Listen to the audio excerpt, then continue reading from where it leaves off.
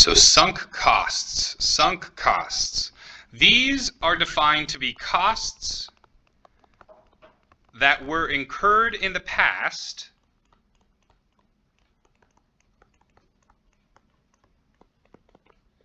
and cannot be recovered.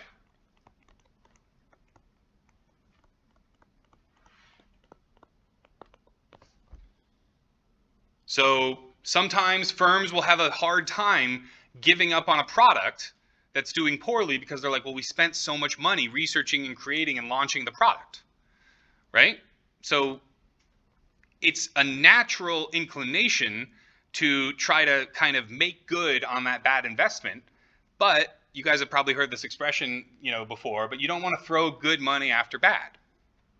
Sometimes, not just sometimes, all the time, if you can't take those sunk costs back, if they are truly sunk, if they cannot be recovered no matter what, you have to ignore them. So the lesson for sunk costs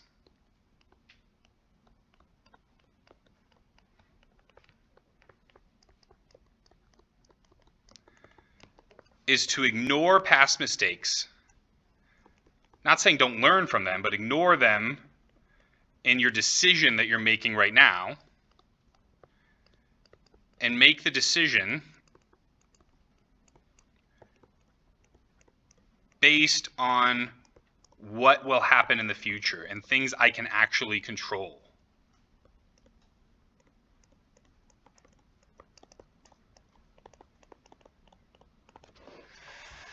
So I'm a big comic book nerd, comic book loving, movie loving guy. And I don't know if you guys remember, about a year ago, there was the Batgirl movie that got canned.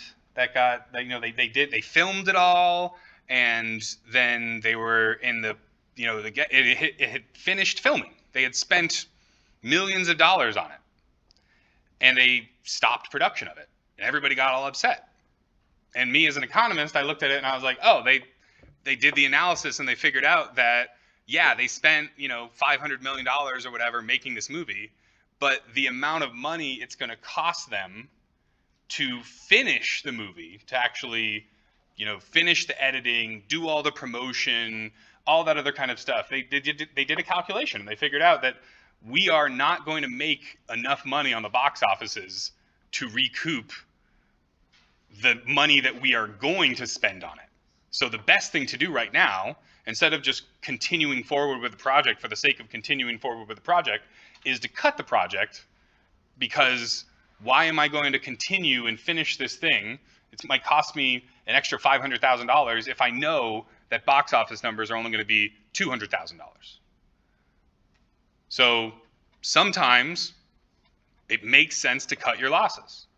The application that I always tell my classes about, that I do in my own life when it comes to sunk costs, is how many times have you been in a movie that's been terrible and you sit there and you wait for it to get better? Well, I don't. I leave. If the movie sucks, I just leave. That's a sunk cost. I can't get it back. So I will get up and leave. I will even do it like with friends and people. I'll be like, hey, do you like this movie? Are you enjoying this? Like, you want to leave? And I will leave the movie, which is, kind of a unheard of action, right? But as an economist, I'm like, that's a sunk cost. I can't get that back. You know what I can't get back? My time, that extra hour. I can go do something else with that.